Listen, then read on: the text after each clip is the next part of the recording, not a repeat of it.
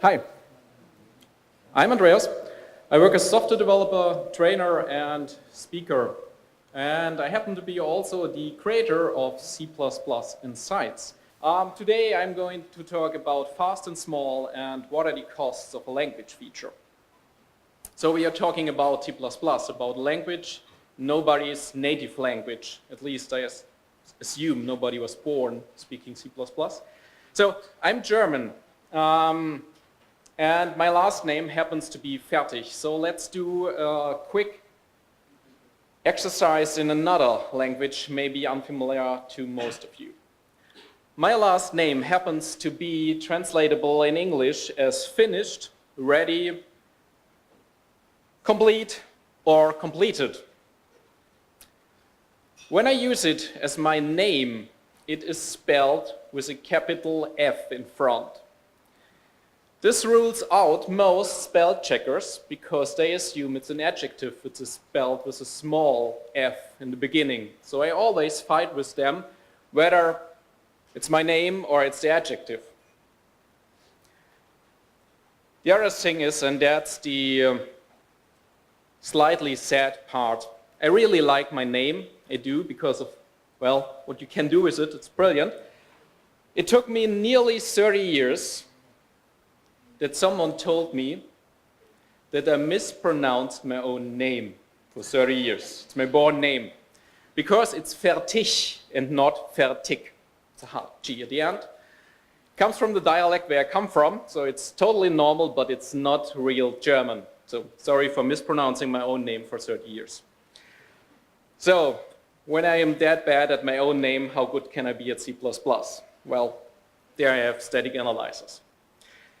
Pay only for what you use is the motto I associate most and strongly with C++. I think it's brilliant. We can choose parts of the language we use, and we can also not use other parts of the language because in the current project maybe they come with too much code. I'm mostly in the embedded field, so exceptions are nearly all the time off the table. So I'm really happy that I can just leave them where they are and do not drag them in my code base, and I do not have to pay for them. That's great. However, what C++ not is a what you see is what you get language, and sometimes this confuses people. So we have constructors and destructors, as you know, and they're invoked silently, especially the destructors. I really, really like the destructors, but they are hard to spot, at least for people not so familiar with C++. So things are happening in the background. Things at least I like. And I like to show you some examples of things which came in with the new standards since C++ 11 and what's happening in the background there. So we will start very easy with auto. And that's another thing I learned when I prepared this talk the first time. I thought it would be nice to have pictures because pictures say more than words. What I learned is they only do that if you choose them wisely. Another quick German lesson. In German lesson, auto means car. So it's not really appropriate to show you when there, but every kindergarten child will tell you, well, that's an auto. So, sorry, it doesn't make that much sense in English. It came to me very late in the progress. Back to C++. We got auto with C++ 11, and auto is mostly comparable to what we already knew from template type deduction. There are no, let me say the other round right. It's statically. At compile time, the compiler tracks out the concrete type. It knows it. I rarely get questions about, well, is C++ now dynamic because I have auto? The answer is no, it's not. It's just like you writing the type on both sides of the statement. With auto, you just need to write your type on the right side and it will be deduced at the left side. I will show you later where this can be really helpful. Aside from sparing us a lot of typing, repetitions and all that things. We get benefit from just writing auto there. The deduction works with the following rules. If you have a const t ref, then auto deduces t.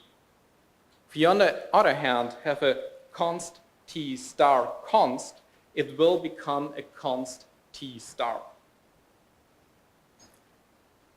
That makes sense if you think about it, because the constness of the memory behind the pointer cannot be, well, you can cast it away technically, but it will not be very good, and you will not survive long most of the time.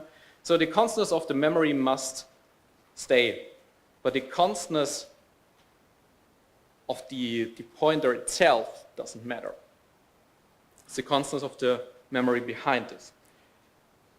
So it's very efficient from that part, but sometimes it's hard to see through. Even that we now have experience for 6 years, 7 years with C++11, it's still not that easy in some parts.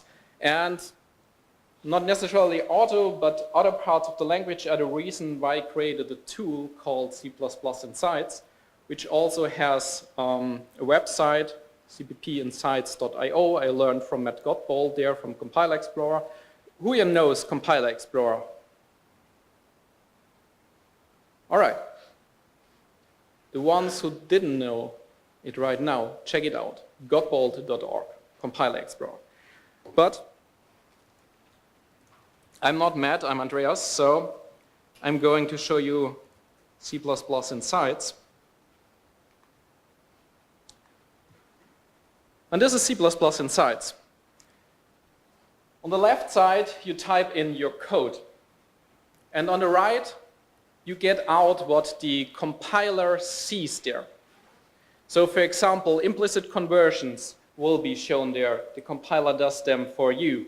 You will see, well, constructor calls for temporaries where you may be not aware that you are getting one.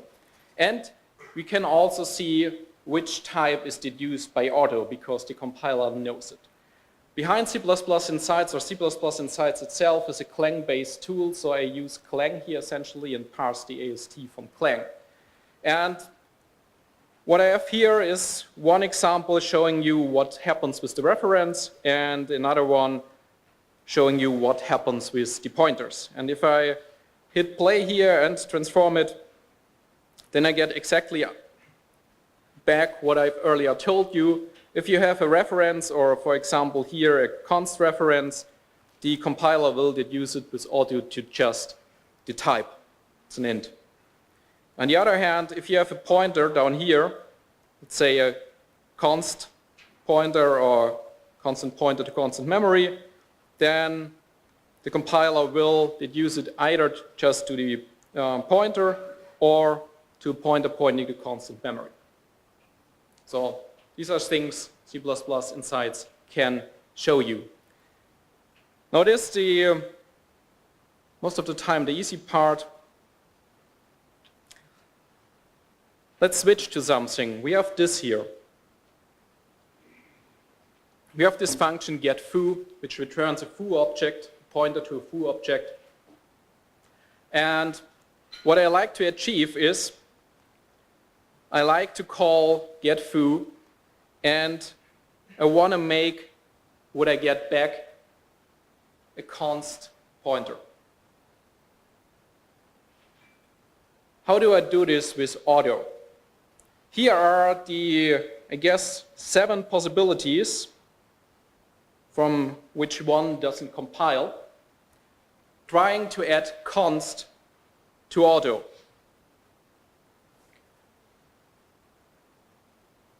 Which one will give me the desired result? Which of the statements from line 14 to line 20 will be equivalent to the one we have in 12? Guesses?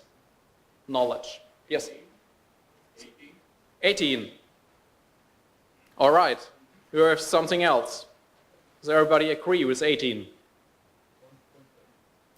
Const pointer. This one. Just to be... Sorry, yeah. It's pointed to constant memory, yeah. Yeah. I like this one. Sorry if I misspoken earlier.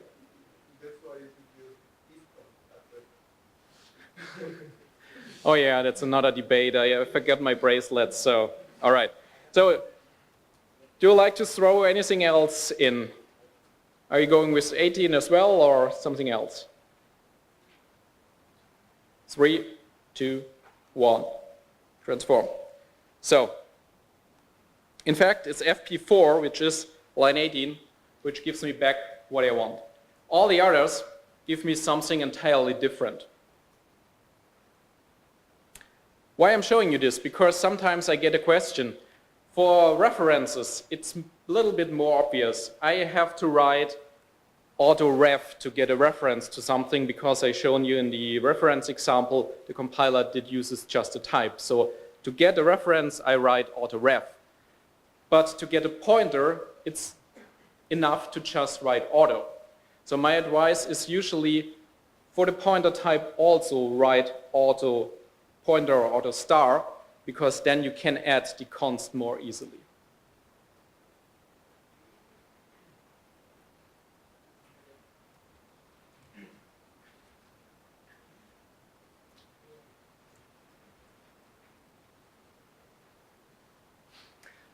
Let's switch to something which came in this combination with C++ 14, which is decal type auto. Both features were in 11 already, but the combination of both is available since 14.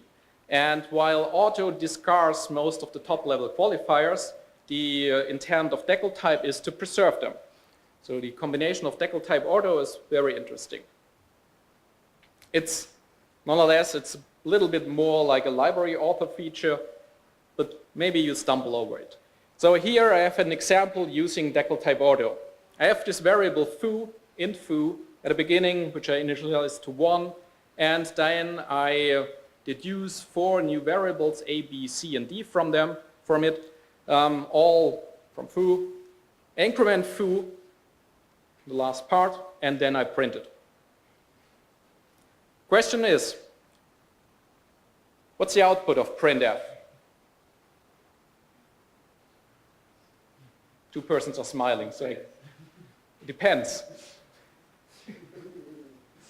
I think there's no it depends at this.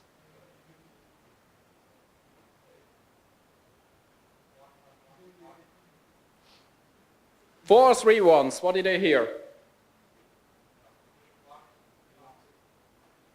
3 ones and 1, 2. So 1, 1, 1, 2. Correct.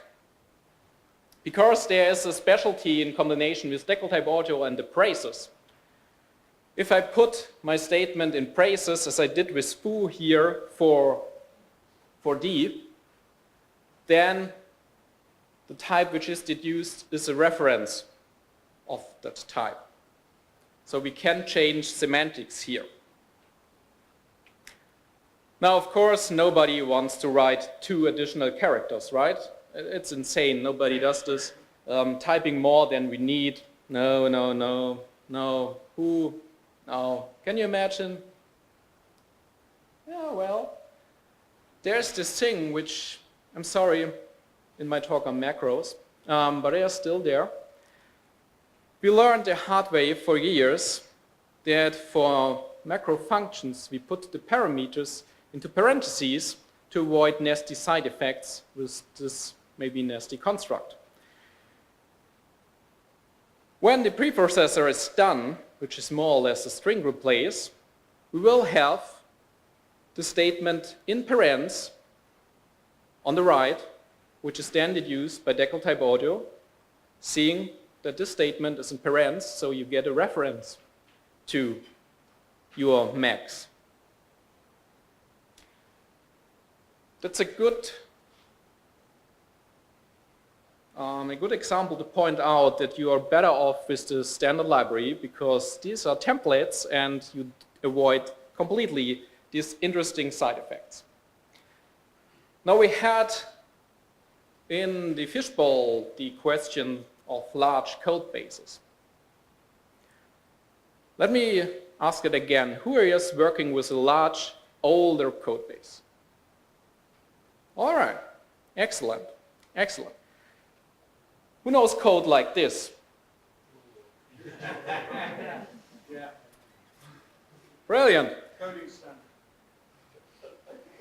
Do you know where it comes from? It's not a coding standard. It's ancient C, because the C reference manual said that this is the only way in C98 or earlier, 89 or earlier, to return a value.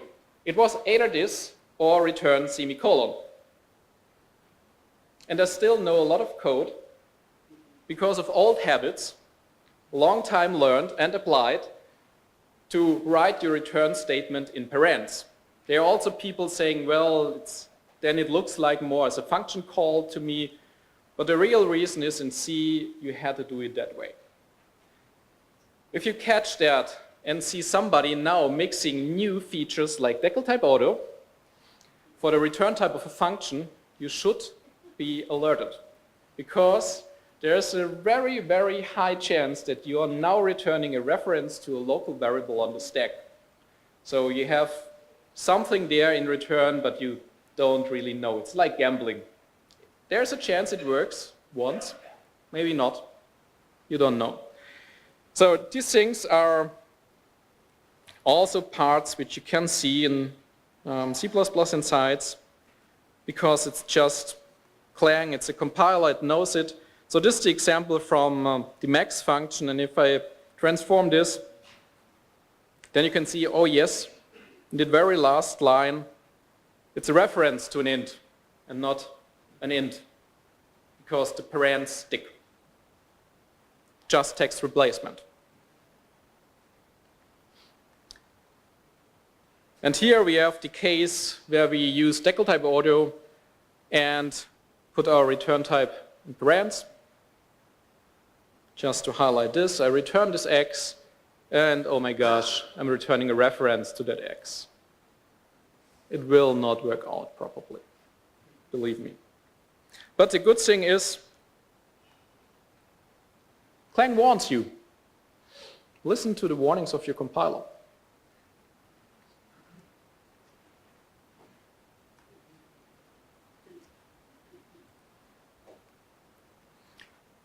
Another thing well, this is the part I don't like. These are for loops. They're everywhere. I think I don't know, I can teach that to, I already have taught that to people who are not really into programming can program and learn a for loop. I don't know how many of those I've written in my career. And I also don't know how often I failed.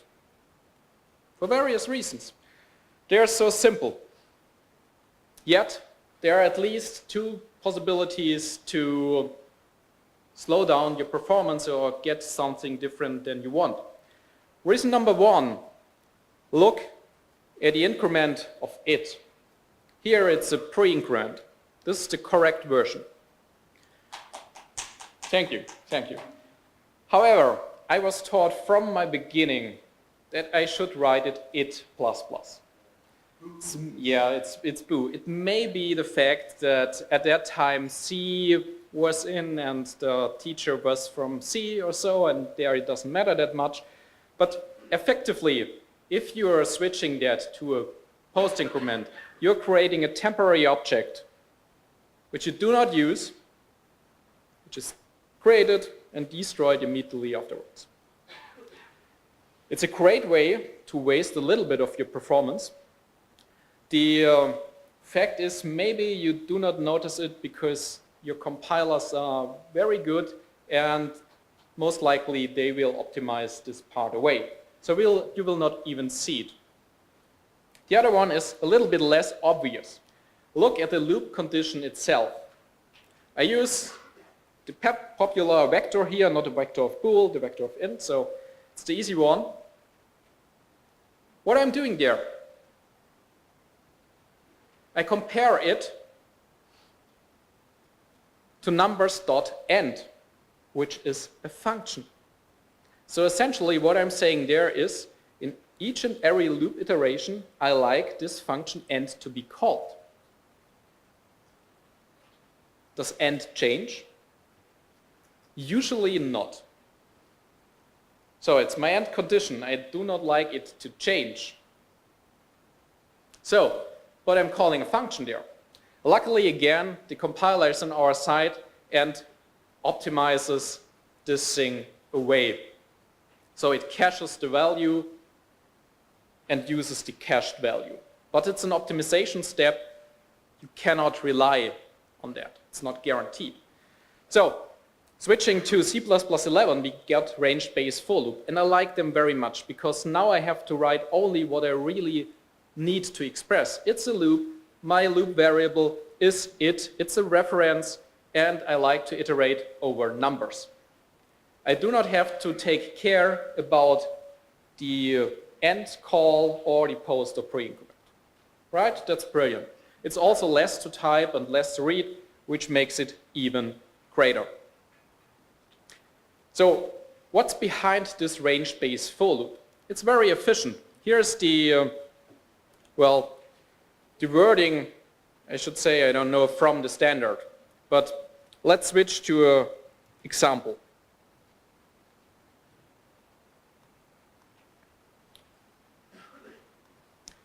Here, I have this class X, which has a couple of constructors, and down here I have my range-based for loop, which iterates over this X. And if I translate that, then we can see, aside from on the template instantiations, what a range-based for loop is. The compiler does a little bit of syntactic sugar for us.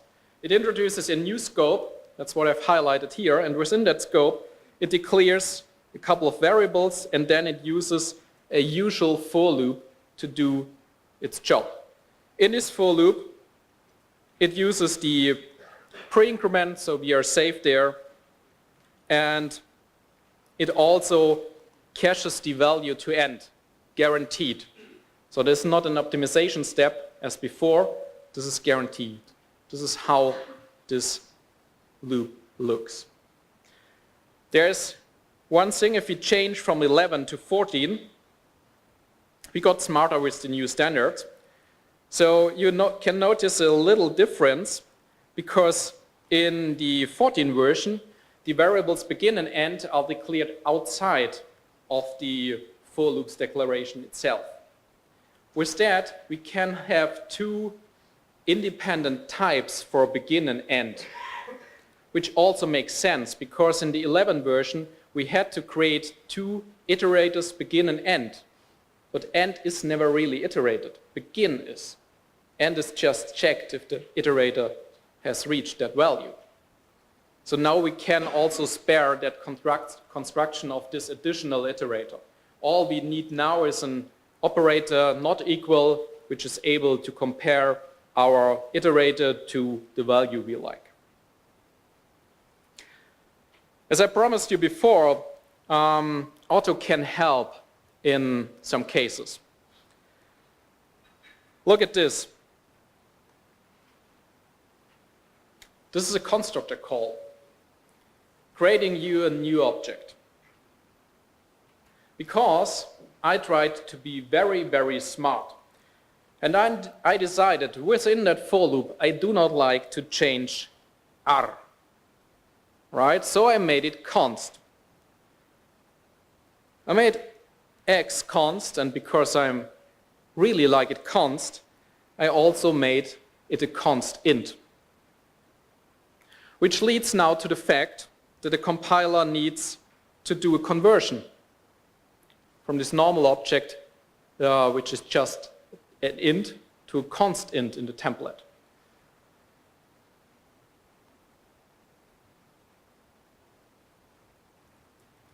When I switch this to auto,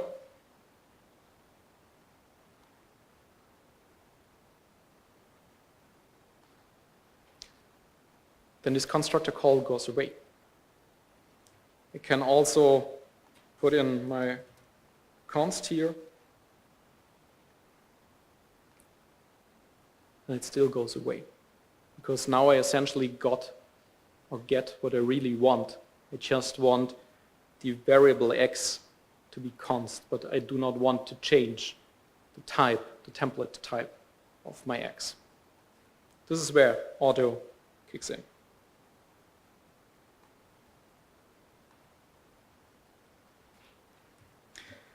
C++11 got us something other. Me the ability to show you such code and claim that it's valid C++. It's not a minimal version, I can't minimize it anymore, but this is essentially a lambda capturing nothing, taking no parameters, which has an empty function body and is invoked directly. So a lot of nothing, really. But it's valid C++, it's brilliant.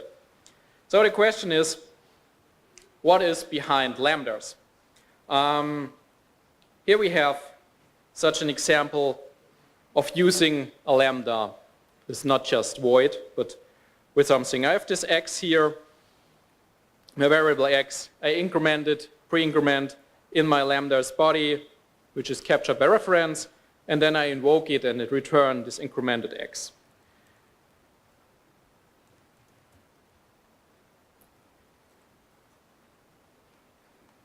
This is essentially what I have here. It's copied from the slides. And if I transform this, then we see the compiler does again syntactic sugar for us and is creating a class behind our backs. And this class is special at least in one case because it has a call operator. And this makes this lambda invocable. It's like a functor. And it also takes care of capturing the variables I asked. So it captures x as an int reference because essentially that's it. Then it creates an instance of the lambda and it calls the call operator to invoke this lambda. This is roughly what the compiler does here. It's also very smart because, I don't know, you know lambdas I assume, so I ask here to capture everything, right?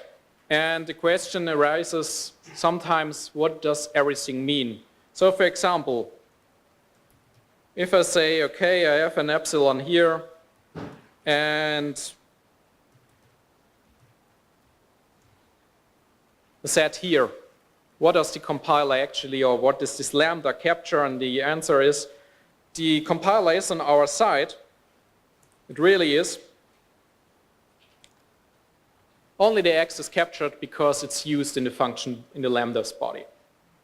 Okay, it captures only what we are really using with the reference.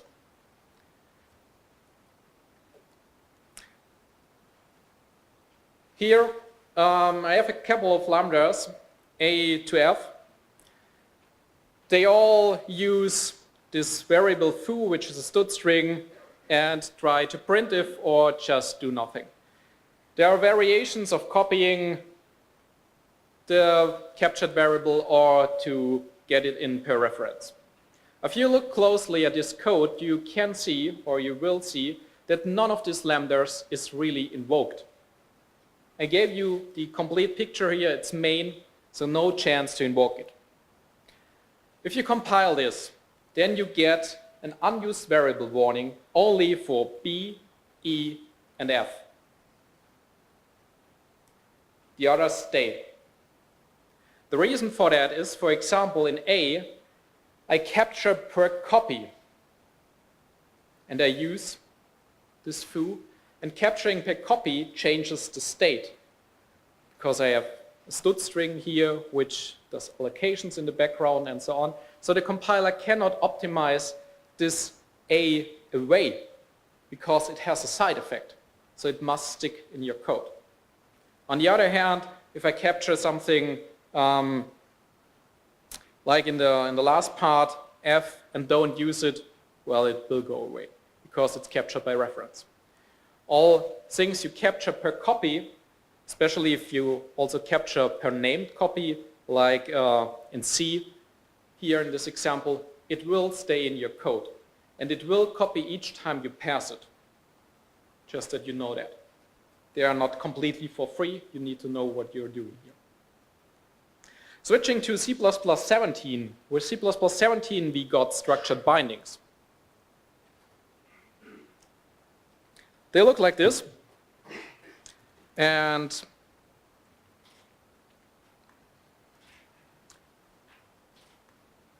this is the code from the slides.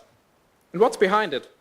If we translate it with C++ inside, you can see, okay, for this example, I have this struct point, which has two members, x and epsilon, and with the auto and brackets syntax, I essentially get two new variables, ax and a epsilon, which bind to the members or references to the members x and epsilon of pt, my point.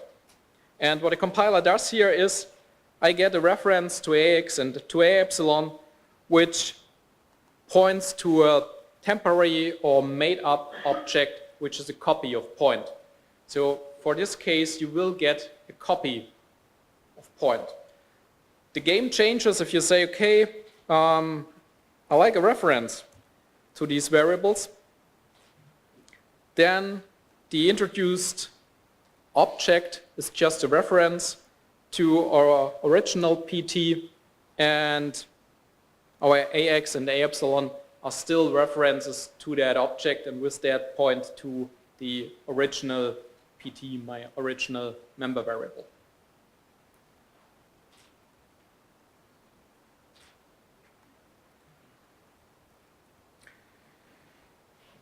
So, structured bindings, how do they work? They have a lookup order. The compiler first checks if the type in question is an array. If it's not an array, it checks if there is a simple tuple size for that structure or for that class, for this object. And in the last part, it checks if it's a class with only public members. Then it's equivalent to a struct, or it's a struct anyway. So to use this feature, I like my class, but I like also that my class has private members. So how can we achieve this? Here's a slightly altered version of this point class. It has no doubles and not ints anymore. It's a class. The mx and m epsilon members are in the private section, and I have getters and setters to access them. And I like to make this class decomposable with structured bindings. So these are the steps. We have to make the compiler happy. We have to provide a symbol called stud tuple size from the namespace stud. This gives the compiler the number of elements which can be decomposed or must be decomposed in this class. In our case, 2. And then there are two additional symbols called stud tuple element, which tell the compiler for the element at position I, which is the type. So this is how the compiler gets an idea of how many members are there to decompose and what type has that member at a certain position. So if you provide these two symbols, as I did at the top of this code example, we are nearly there. What we are missing is this. We need to provide a method called get. You can also provide a global version, but then again you need to make your private members public, which defeats the purpose here. So I provide this version get here. It's also a templated or function template.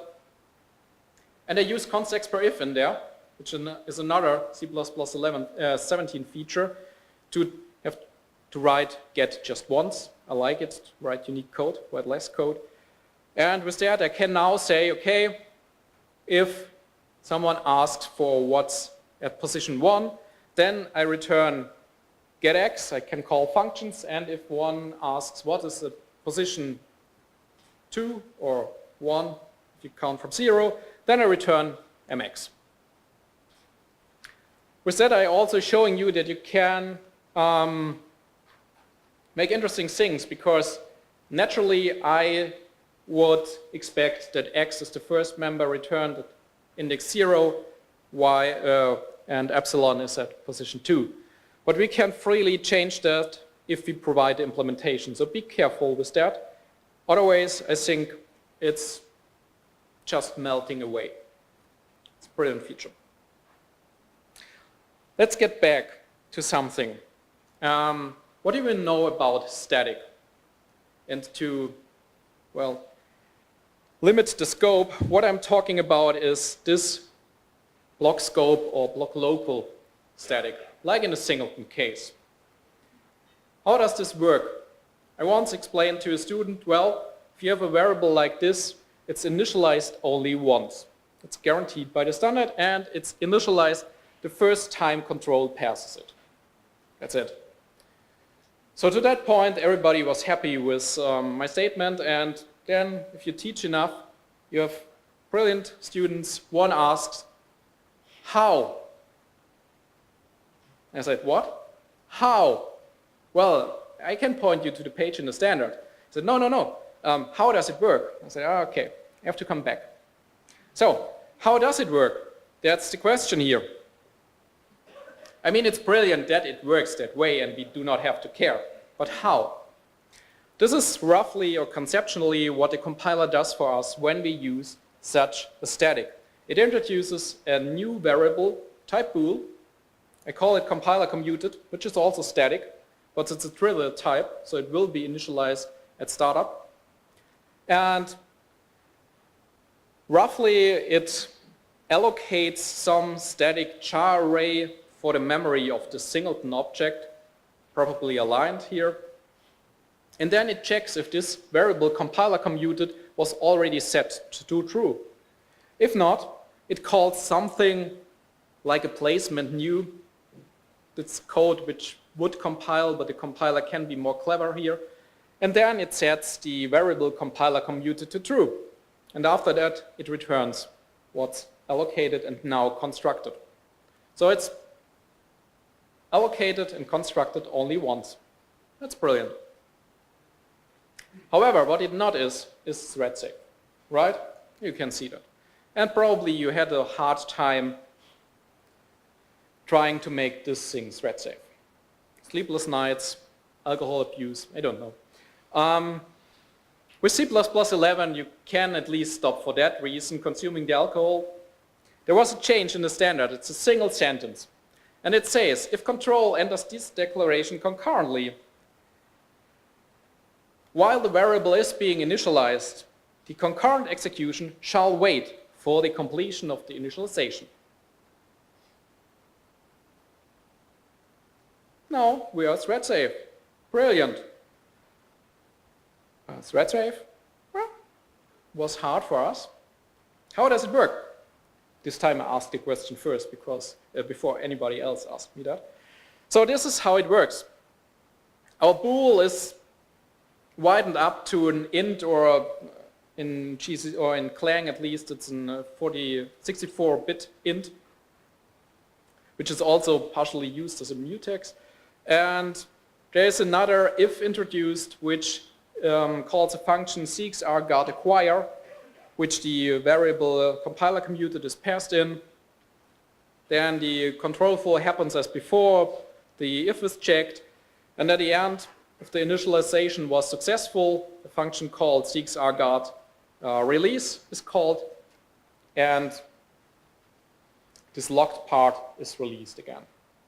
So this is how the statics work in C++11. So now you have it reliably from the standard. GCC did it like that since since 2005, but it was not cross-platform usable, but now we have it. That's great. So this leaves me with saying just 3 words. I am fertig. Thank you.